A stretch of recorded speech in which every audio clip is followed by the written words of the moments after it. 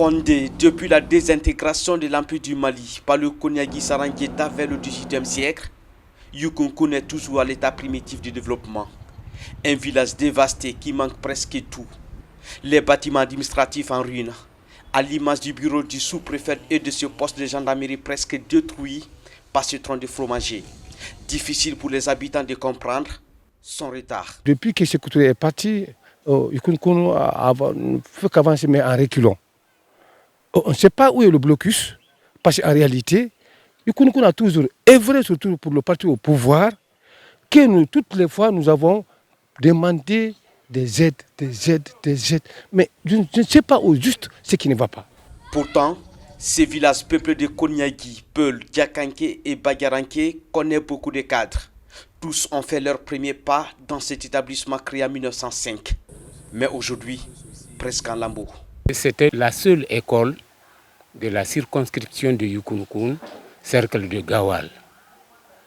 Sare Boido, que vous connaissez, certes, venait scolariser ici, Yukunkun même, et les autres sous-préfectures Guingamp étaient là, avec Yukunkun ensemble, parce qu'il avait quand même son représentant ici, qui résidait avec le représentant de Koniagui auprès du colonial. Également dans le village, le premier centre de santé est complètement décoiffé et défiguré.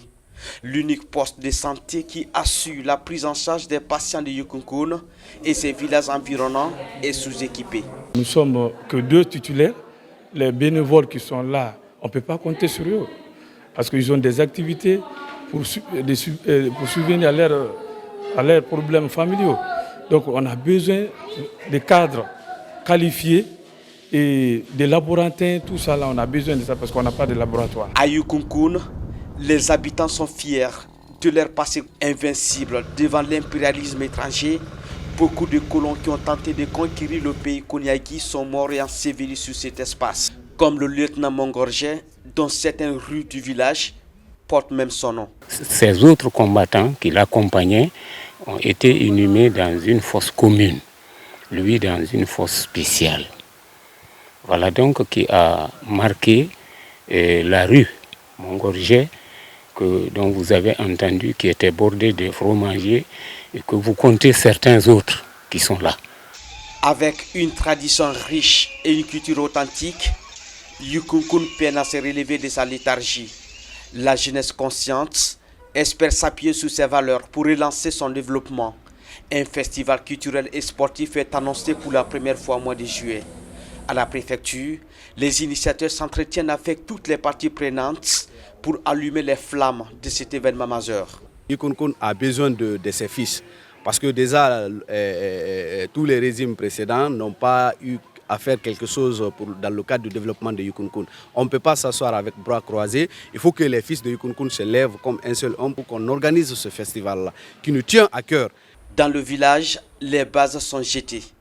Entre installation des antennes locales de l'association et rénovation des édifices publics devant abriter les invités, le festival s'annonce belle. Avec l'amour qu'on a pour cette localité, nous allons se battre corps et âme pour atteindre les objectifs. Le préfet nous a lancé un défi pour dire que ça serait vraiment une première de ce qu'on veut faire à Yukunkun cette année.